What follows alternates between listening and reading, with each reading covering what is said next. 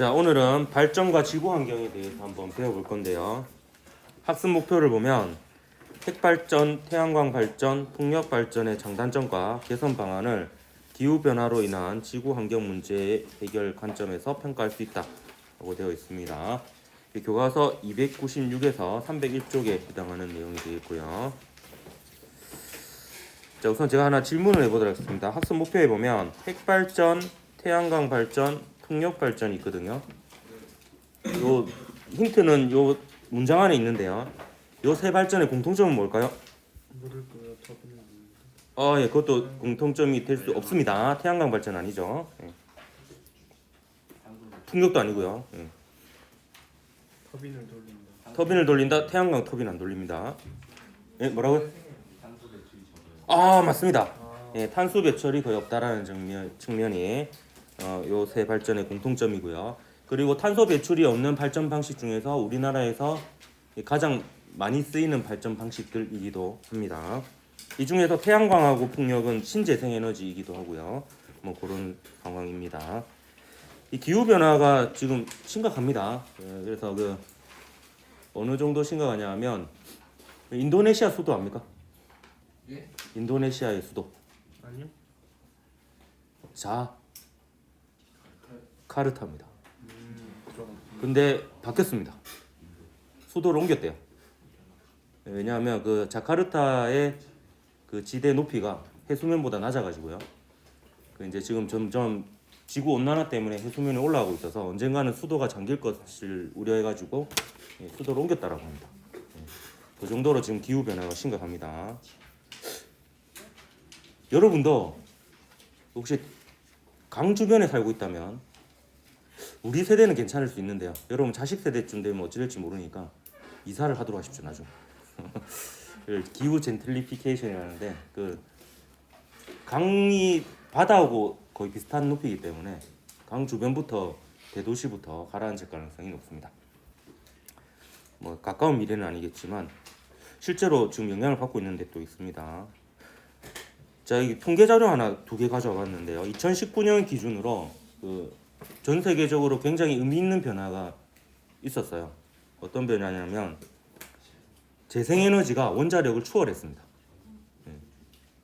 신재생에너지로 전력을 생산하는 비율이 원자력으로 전력을 생산하는 비율을 앞지르기 시작했다라는 겁니다. 굉장히 놀라운 일이죠. 신재생에너지가 선생님이 중고등학교 때만 해도 미래의 에너지였는데 지금은 이제 현재의 에너지로 사용이 되고 있다 이렇게 볼 수가 있습니다. 근데 우리나라는 거기에는 좀 못 미치고 있긴 합니다. 보면 이것도 이제 작년 자료까지 있는 최신 자료라고 볼 수 있는데 정말 놀라운 것은 아직까지 석탄 화력 발전이 1위입니다. 점점 줄어들고 있긴 하지만 석탄을 이용한 발전이 가장 많다라는 점입니다. 아직까지도. 그리고 요 LPG 천연가스하고 원자력은요 엎치락뒤치락 하고 있어요. 근데 이제 전반적으로 천연가스가 좀 올라가고 있는 추세고 원자력은 유지되거나 좀 줄어들고 있는 추세라고 볼 수가 있습니다. 천연가스도 결국에 그 화석연료인데 석탄이랑 분리한 이유는 뭐냐면 똑같은 화석연료로 분류되지만 천연가스를 이용한 발전 방식은 그나마 이산화탄소 배출이 굉장히 적은 편입니다. 그래서 친환경 에너지로 분류되기도 하거든요. 근데 이제 발전 단가가 세서 연료비가 비싸서 좀 그 단점이 있긴 하지만 환경적인 측면이 지금은 더 중요하게 부각되고 있기 때문에 천연가스를 이용한 발전 방식은 점점 증가하고 있는 추세입니다.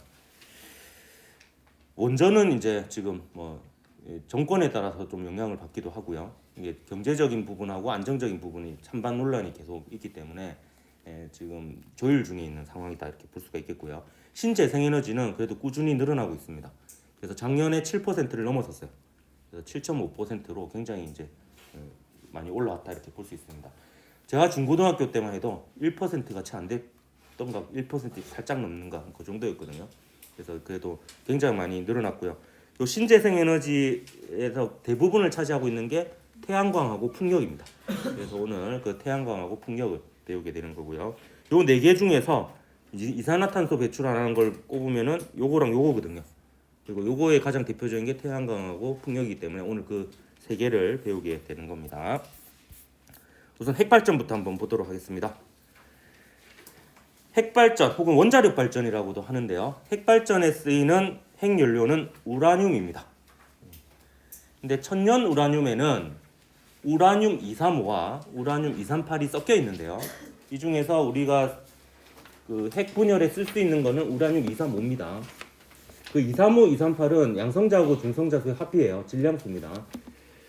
근데 우라늄 235가 천연 우라늄에는 1% 정도밖에 안 됩니다. 비율이 유용한 것이 1%밖에 안 되는 거죠. 근데 이 천연 우라늄을 그대로 쓰기도 합니다. 그런 원자로도 있고요.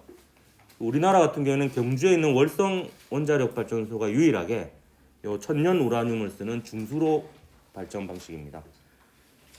근데 대부분은 우리 저농축 우라늄을 씁니다. 5% 정도로 이제 우라늄 235의 비율을 끌어올린 원료를 사용하는 경수로를 우리나라는 주로 사용하고 있습니다. 새로 짓거나 지을 계획이 있는 것도 전부 다 경수로고요. 요걸 많이 짓는 이유가 좀 미국에서 하는 방식이었고, 요거는 이제 캐나다에서 하는 방식이었는데 우리가 미국이랑 좀 더 친하죠. 그래서 그런 영향을 받은 부분도 있고, 경수로가 안정적인 측면에서도 또 유리한 면이 있다라고 합니다. 그래서 우라늄 235를 쓰는데, 우라늄 235가 이제 어떻게 해서 핵분열 반응을 일으키고 그 과정에서 열 에너지를 내어놓느냐. 우라늄이 중성자를 흡수합니다. 중성자를 흡수하게끔 이제 유도를 하는 거죠. 근데 이 중성자가요, 우라늄과 중성자가 충돌해서 우라늄이 중성자를 흡수하려면 중성자의 속도가 너무 빠르면 안 돼요. 빠르면 부딪혀서 튕겨 나가 버립니다. 그렇기 때문에 이때 흡수하는 중성자는 저속 중성자입니다. 속력이 느린 중성자예요. 어쨌든 속력이 느린 중성자가 있어서 그 중성자를 우라늄이 흡수하면 순간적으로 우라늄 235가 우라늄 236이 됩니다. 근데 우라늄 236은 굉장히 불안정하기 때문에 1초도 채 되지 않아서 바로 쪼개집니다. 그래서 그 단계를 보통 안 적어놓아요. 이 우라늄 236은. 그래서 거의 바로 쪼개지기 때문에 그 과정을 적지 않습니다. 그럼 여기 크리톤하고 바륨으로 쪼개지는 것도 있지만 다른 방식으로 쪼개지는 것도 있습니다. 어쨌든 두 개로 쪼개지는데 외울 필요 없습니다. 이런 거는. 그 과정에서 두 개 혹은 세 개의 중성자가 나옵니다. 지금 이 과정에서는 세 개의 중성자가 나와요. 근데 핵이 쪼개질 정도로 굉장히 격렬한 반응이에요. 그럼 이 반응에서 나온 중성자가 속도가 빠르겠어, 느리겠어? 속도가 굉장히 빠릅니다. 격렬한 반응에서 나오는 중성자이기 때문에. 그래서 이 중성자는 고속 중성자입니다. 따라서 이 고속 중성자는 우라늄의 흡수가 잘 안 돼요. 그러니까 또 다른 우라늄을 분열시키기 어렵습니다. 물론 시간이 충분히 지나면 여기저기 부딪혀가지고 속력이 느려지면 우라늄에 흡수될 수 있습니다. 하지만 그렇게까지 기다릴 수는 없죠. 그래서 이 중성자의 속도를 인위적으로 떨어뜨리는 역할을 하는 녀석이 있어요. 물이 그 역할을 하는데요. 이 중성자의 속도를 떨어뜨리는 물을 감속제라고 합니다. 중성자의 속도를 감속시키는 녀석이죠. 근데 이름 때문에 여러분이 오해할 수 있는데 이 감속제는 중성자의 속도를 떨어뜨리는 거예요. 그러므로 해서 저속 중성자가 또 다른 우라늄에 흡수되게끔 도와주는 겁니다. 그러면 또 핵분열 반응이 일어나겠죠. 그러니까 이 감속제는 핵분열 반응 속도를 오히려 높여주는 이런 역할을 하는 겁니다. 중성자의 속도를 떨어뜨리는 거예요. 그래서 이 반응이 계속 이어지면 연쇄 반응이라고 하는 거예요.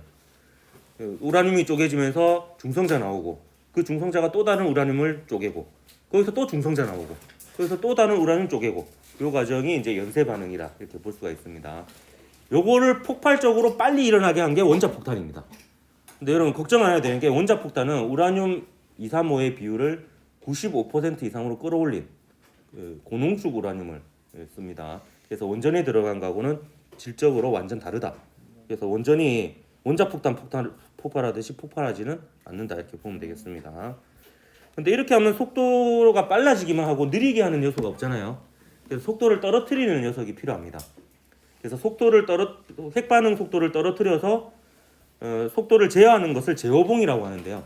그 제어봉은 보통 이제 스테인리스로 이루어진 봉에다가 그 붕소나 혹은 카드뮴을 이렇게 입힌 걸로 사용합니다. 그래서 붕소나 카드뮴이 제어봉의 역할을 하는데 이 녀석은 어떤 역할을 하냐면 핵연료봉이 이제 물에 담겨 있는데요. 감속제에 거기에다가 제어봉을 담그게 되면 이 제어봉은 핵 반응에서 나오는 중성자를 흡수합니다.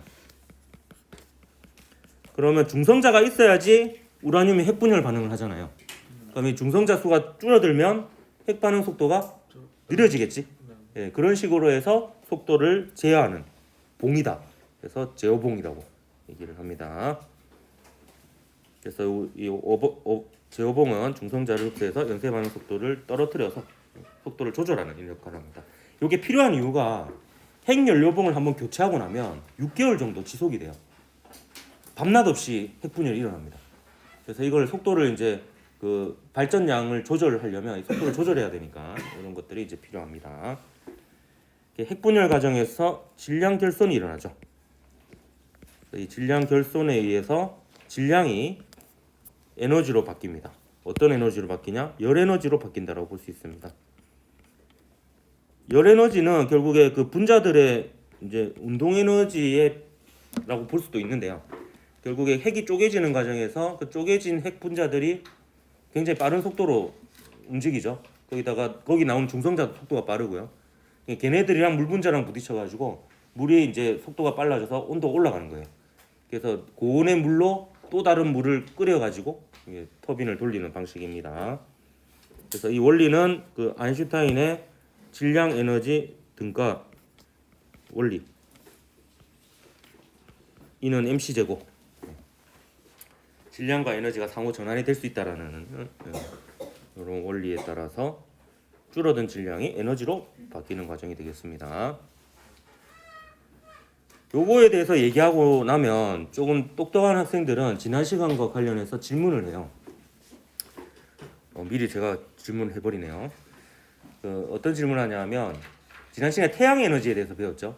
그래서 태양 에너지는 태양의 핵에서 핵융합이 일어나면서 질량 결손이 일어나고 줄어든 질량이 에너지로 바뀌어요. 그러니까 핵이 융합하는 과정에서 질량 결손이 일어납니다. 근데 오늘은 거꾸로죠. 예, 핵이 분열하는 과정에서 질량 결손이 일어나요. 그럼 규칙성이 없는 것 같잖아요. 어떨 때는 융합할 때 질량이 줄어들고 어떤 때는 분열할 때 질량이 줄어들죠. 근데 이게 규칙성이 있습니다. 원자핵 입장에서 우주에서 가장 안정적인 원소는 철입니다. Fe. 예, 철이 가장 안정적이에요. 그래서 철 쪽으로 갈수록 질량이 결손된다. 이렇게 보면 되겠습니다. 철보다 가벼운 원소는 융합될 때 철에 가까워지죠. 그때 질량 결손이 일어나고 철보다 무거운 원소는 쪼개져야지 철에 가까워지죠. 그럴 때 이제 질량 결손이 일어납니다. 그러면 참 생각해 보십시오. 수소가 제일 가볍잖아요. 그러니까 융합하기 가장 최적의 조건인 겁니다. 그러니까 우라늄을 왜 쓰느냐? 우라늄보다 무거운 녀석들은 반감기가 너무 짧아서 이거 존재하는 시간이 별로 없어요. 그래서 그 반감기가 비교적 긴 안정적인 원소 중에서 지구에서 가장 무거운 원소가 우라늄입니다. 그래서 이제 우라늄을 쓰는 거예요. 제일 무거운 게 쪼개기가 제일 쉽거든요. 그래서 우라늄을 쓰는 겁니다. 핵발전의 장점은요, 연료비가 저렴합니다. 그래서 우라늄 1g이 아까 석탄 300만 g 그리고 그 석유 2,000리터 1리터당 2,000원 정도 하잖아요. 엄청 리터당 그 주유소 요새 1,600원이가. 예. 그거 하니까 이제 그 우라늄 1g하고 치면은 가격이 차이가 나죠. 그리고 대용량 발전이 가능하고요. 이산화탄소 발생이 거의 없습니다. 근데 단점은요. 딱 두 가지입니다. 폐기물 처리하고 안정성. 이 두 가지 문제인데 이 중에서 폐기물 처리는요. 이견이 없습니다. 확실한 문제점이에요. 여러분 경주에 방사성 폐기물 처리장 있는 거 알고 있습니까? 묻는 거 아니에요? 예. 경주에 있는 방사성 폐기물 처리장은 나중에 묻는 거 맞습니다. 그거는 이제 얘기해 주도록 할게요. 경주에 있는 방폐장은 사실 그렇게 위험한 시설은 아니에요. 왜냐하면 저준위 폐기물을 저장하는 장소입니다. 기껏해야 작업복, 장갑 이런 것들이에요. 그래서 사실 누출이 돼도 그렇게 크게 누출되는 건 아닙니다. 근데 제일 큰 문제가 뭐냐면 다 쓴 핵연료봉이에요. 핵연료봉 다 쓰고 나면 이제 우라늄 238이 남게 되는데요. 그 녀석이 반감기가 수십억 년인가? 수억 년인가 뭐 그래요. 그러니까 완전히 방사선을 다 방출하고 없어지기까지가 굉장히 오랜 시간이 걸립니다. 그러니까 거의 반영구적으로 방사선을 배출하는 방사성 물질이라는 거죠. 그래서 얘를 영구적으로 안전하게 보관하는 처리 장소가 전 세계에 한 군데도 없습니다. 아직까지. 그거를 지으려고 부지를 선정한 나라가 하나 정도 있어요. 우리나라는 논의조차 시작되지 않고 있다 이렇게 보면 되겠습니다. 그러면 그 다 쓴 핵연료봉을 다 어떻게 하고 있느냐? 그냥 원자력 발전소에다가 각 원자력 발전소에다가 임시 창고를 만들어서 거기다 재워놓고 있습니다. 근데 그것마저도 지금 90% 이상 다 차가는 곳이 있어요. 그러면 다 차면 어떻게 되느냐? 둘 중에 하나입니다. 새로 지어지는 원전에 비어있는 창고에 자동차로 옮기는 겁니다. 그런 방법이 있고요. 아니면 그 옆에다가 창고를 더 짓는 방법 있습니다. 지금 그렇게 지금 문제를 돌려막기로 해결하고 있고요. 그래서 이게 최종적으로 가면 어떻게 해결해야 되느냐? 우선 지역을 선정해야 돼요. 최대한 지진이 일어날 가능성이 적은 지역으로 선정한 다음에 땅을 엄청나게 깊숙이 파야 됩니다. 깊숙이 파서 그 시멘트로 그래 콘크리트로 이렇게 내부를 만들고요. 거기다가 파묻는 거예요. 완전은. 그래서 영원히 밖으로 안 나오도록 이렇게 처리를 하는 건데 그게 비용도 많이 들 뿐더러 가장 큰 문제는 부지 선정이 문제가 있습니다. 그래서 이런 문제가 있어요. 그래서 폐기물 처리 때문에 사실 폐기물 처리 비용까지 치면은 그렇게 싼 것이 아니다 이렇게 볼 수 있고요. 그리고 노후화된 원전을 나중에 해체해야 되거든요. 그 해체하는 것 자체도 비용이 많이 들고 굉장히 까다로운 기술이 필요합니다. 우리나라는 아직 원전 해체 기술이 없습니다. 근데 원전 해체 기술을 개발하기 위해서 연구소를 최근에 오픈했더라고요. 오픈했고 국가기관으로 이제 오픈했고요. 이게 원전 폐기도 하나의 산업이에요. 지금 이제 노후화된 원전이 전 세계적으로 굉장히 많거든요. 근데 이걸 해체할 수 있는 나라가 얼마 안 돼요. 그래서 이 기술을 획득하게 되면 그거 자체가 이제 경제적인 효과를 또 불러일으킬 수도 있습니다. 그래서 폐기물 처리는요, 결국에 우리 후세대에 그 빚을 남겨주는 택이다 이렇게 보면 됩니다. 우리가 대출을 내서 에너지를 쓰고 있는 거다 이렇게 보면 되겠어요. 우리 이제 밑에 후손들이 이제 갚아야 나가야 될 이런 빚이 되겠습니다. 안정성과 같은 경우에는 이제 방사능 유출 때문에 그런 건데요. 안정성은 사실 이것 때문에 찬반 의견이 있는 거예요. 안전하다, 아니다, 안전하지 않다. 경제적인 거는 뭐 또 차후 문제이고 일단 안전하냐 가지고 또 찬반을 많이 논쟁이 있거든요. 근데 제 친한 친구가 가장 친한 친구가 이 원전과 관련된 일을 하는데요.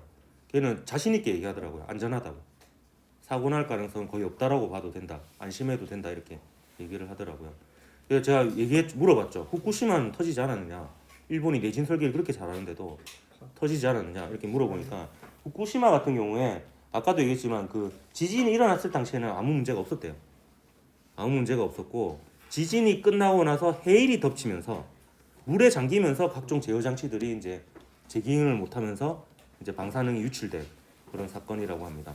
근데 다행히도 우리나라는 해일이 덮치더라도 그 물에 닿이지 않을 정도로 다 높은 지대에 원전이 지어져 있다라고 합니다. 하나도 빠짐없이. 그래서 후쿠시마는 좀 오래된 원전이고 옛날에 그것까지 생각을 못 해가지고 좀 낮은 지대에 만들어가지고 문제가 되었던 부분이라고 하네요. 근데 그 안전성 문제를 안전하다 하더라도 이게 장기적으로 봤을 때에는 점차 줄여 나가야 되는 부분은 확실하고요. 근데 이제 당장 그 줄여 나가는 속도는 좀 경제적인 부분도 있기 때문에 논의를 거쳐서 이제 적당한 속도로 이렇게 줄여 나가야 되지 않나 이런 생각이 듭니다. 자, 핵발전 같은 경우에는 이제 요 그림은 이제 연쇄 반응을 나타내는 겁니다. 아까 영상에도 봤듯이 우라늄 우상모가 중성자를 흡수해서 쪼개지는 과정에서 3개 혹은 2개의 중성자를 내어놓는데 얘가 속도가 빨라가지고 이제 감속제인 물로 속도를 떨어뜨려서 연쇄 반응을 일으키는 거예요. 그래서 원자로의 구조를 보면 이렇게 되어 있습니다. 요 빨간색 부분이 물인데 감속제에 해당하는 물이고요. 요 봉들 보이죠? 요 제어봉이라 되어 있는데 제어봉도 있고요. 여기에는 연료봉도 있습니다. 예. 그래서 이제 우라늄 덩어리가 여기 있는 거예요.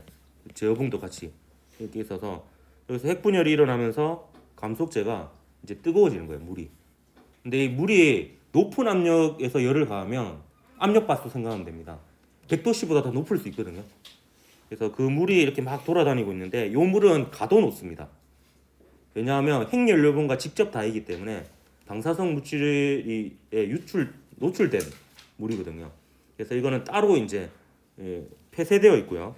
또 다른 물이 이제 맞닿아 있고 요 물에 의해서 끓게 되는 거예요.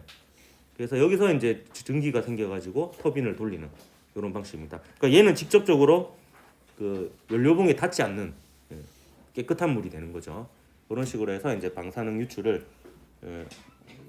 안 되게끔 이렇게 구조화되어 있습니다. 자, 그다음에 이제 태양광 발전 한번 보도록 할게요. 태양광 발전하고 풍력 발전이 이제 신재생 에너지에 해당이 되고요. 신재생 에너지는 기준이 일단 연료가 거의 무제한이어야 돼요. 그러니까 지구 나이 정도 반영구적이어야 됩니다. 그리고 이제 친환경적이어야 되고 그런 특징이 있습니다.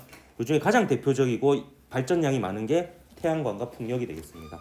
태양광 발전은 태양전지에서 그 광전 효과에 의해서 빛 에너지가 전기 에너지로 바뀌는 그런 장치가 되겠습니다. 뭐 요새는 쉽게 볼 수 있죠. 여기저기 길 지나가다 봐도 어떤 건물 위에 옥상에 보면 있고요. 요 가까이 보면 중구 수영장 주차장 위에 보면 태양전지 있거든요. 이 장점은 발전 과정에서 추가로 비용이 들어가지 않으며 환경오염 물질 배출이 거의 없습니다. 발전 과정에서 추가 비용이 들지 않는다는 것은 연료적인 측면이라고 보면 되겠습니다. 연료가 가장 크거든요, 발전 비용은. 그래서 연료적인 측면에서는 추가 비용이 들지 않고, 물론 그걸 유지 관리하거나 뭐 청소하거나 뭐 이런 데 세세하게 조금 들어가는 건 있지만 크게 보면 연료에 대한 추가 비용은 없다, 이렇게 볼 수가 있겠습니다. 그리고 발전 과정에서는 일단 환경오염 물질 배출이 없습니다. 단점은 날씨에 따라 발전량이 일정하지 않아요. 흐리면은 발전량이 작아지겠죠. 그리고 전력 생산량이 작습니다. 그럼 휴대폰 충전 정도 하려면 이 정도 크기 돼야 돼요. 태양전지가. 예?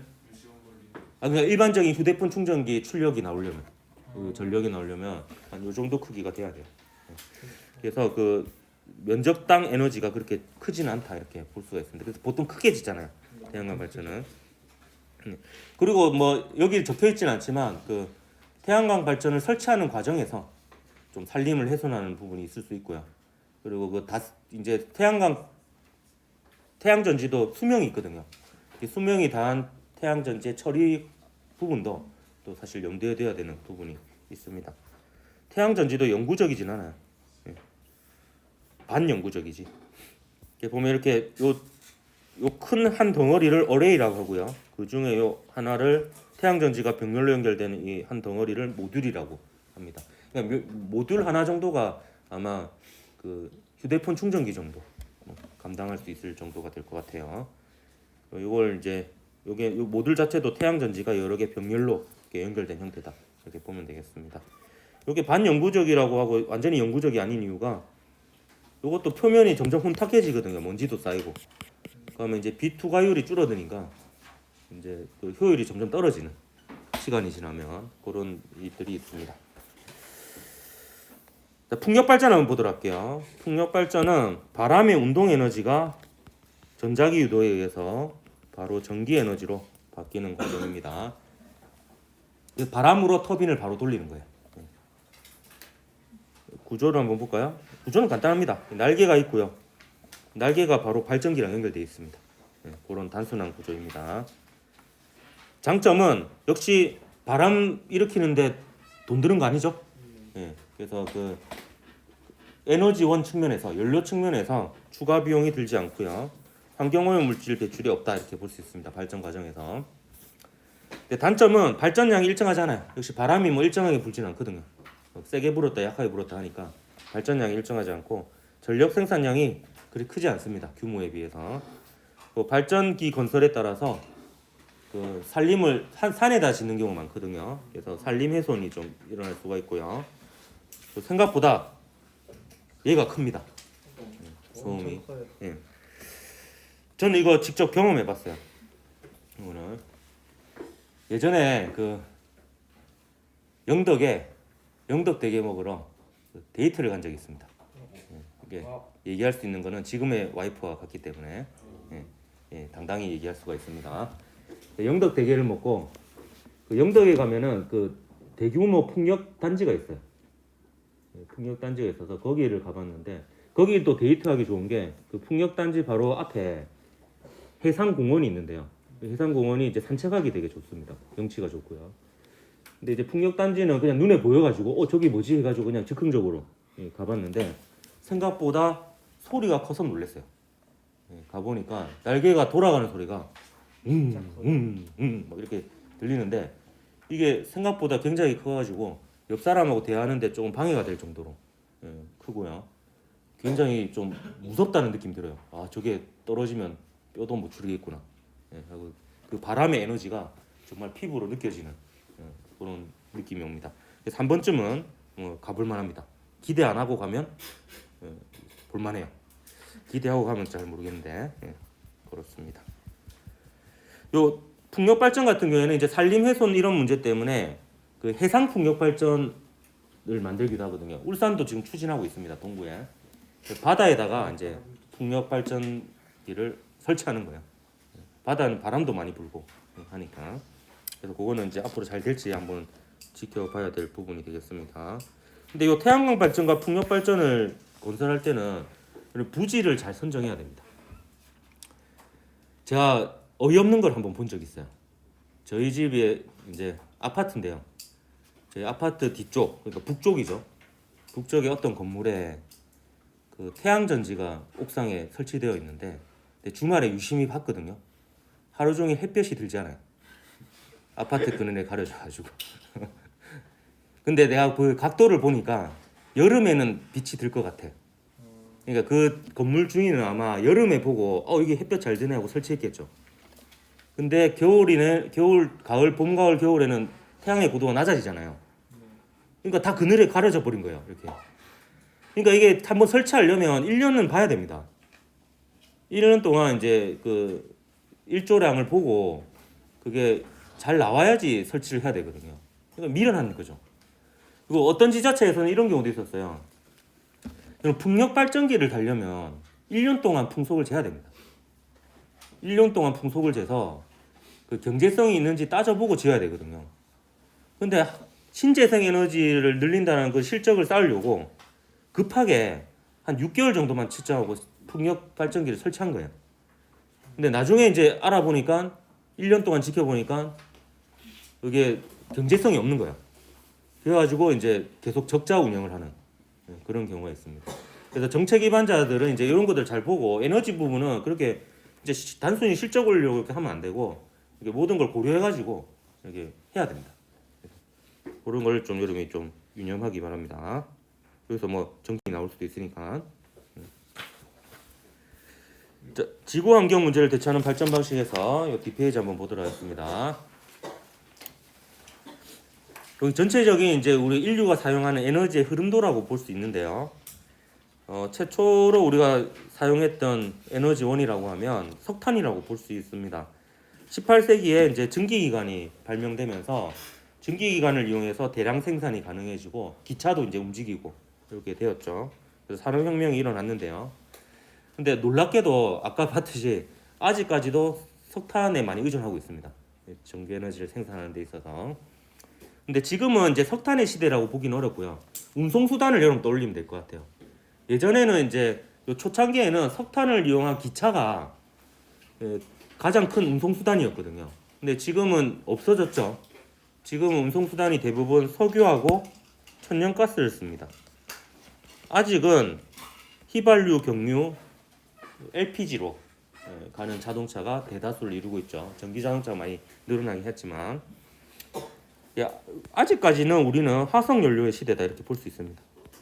이 모든 것은 화석연료고요. 이 화석연료의 가장 큰 문제점은 이산화탄소 배출입니다. 근데 이게 차츰 이제 무슨 에너지로 바뀌냐 하면 이제 전기 에너지로 바뀌어가고 있는 겁니다. 그래서 전기차가 지금 이제 늘어나고 있죠. 근데 아직까지는 이제 완전한 전기의 시대라고 보기는 어려워요. 왜냐하면 이 전기 에너지를 생산하는 수단의 60% 이상이 화석연료에 의존하고 있기 때문에 완전한 전기의 시대는 아니다 이렇게 볼 수 있습니다. 완전한 전기의 시대는 화석연료에 의존하지 않고 신재생에너지와 핵융합만으로 전기에너지를 생산하게 된다면 이제 완전한 전기의 시대가 올 수 있다라고 볼 수 있고요. 지금 제 생각에는 우리는 지금 가스의 시대로 넘어가고 있는 중이다 이렇게 볼 수가 있습니다. 지금 요새는 가스가 대세인 것 같아요. 그럼 전기에너지 한번 보도록 하겠습니다. 특징이 전기가 가면 뭐가 좋으냐? 다른 종류의 에너지로 쉽게 전환 가능합니다. 각종 전자제품들 다양한 에너지를 쓰죠. 전기를 통해서. 사용 과정에서 환경오염 물질 배출이 없습니다. 전기 자동차 환경오염 배출 안 하거든요. 운행할 때. 근데 우리나라는 아직도 이 전기 에너지를 생산하는 데 있어서도 화력 발전에 주로 의존을 합니다. 석탄이 1등이고요. 석탄하고 LPG 합치면은 60%를 넘습니다. 70%에 육박할 정도로. 그렇기 때문에 아직까지는 화력 발전에 의존을 하고 있고 화력 발전은 화석 연료를 이용하죠. 근데 화석 연료를 때우면은 이산화탄소가 나옵니다. 온실기체가 나오죠. 그래서 각종 기후 변화가 지금 심각하게 일어나고 있는 겁니다. 전 세계적으로 아직도 석탄을 때우고 있거든요. 그러니까 이제 그거를 좀 속도를 높일 필요가 있어요. 신재생에너지로 바꾸는 속도를. 신재생에너지. 그래서 신재생에너지 중에서 실질적으로 현재 많이 하고 있는 태양광과 풍력을 오늘 한 거고요. 다음 시간에는 이제 그 조력 발전, 파력 발전, 수소 연료전지에 대해서 배우게 될 거예요. 그거 말고도 여러 가지 또 신재생 에너지가 있는데 실질적으로 이제 현재 사용하고 있는 에너지들 위주로 다음 시간에 신재생 에너지에 대해서 할 것 같습니다. 이제 문제 풀어보고 맞춰보도록 할게요. 이미 마친 학생들이 역시 또 많은데요. 한 반감기 정도 지난 것 같은 느낌이 드는데.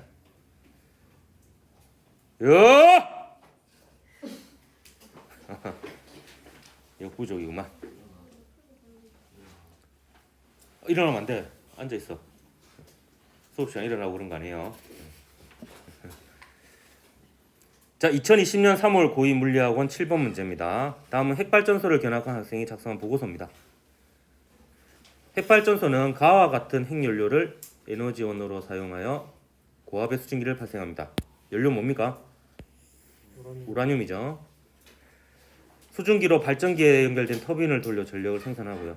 장점은 발전 과정에서 무엇이 발생하지 않습니까? 이산화탄소, 온실기체가 발생하지 않습니다.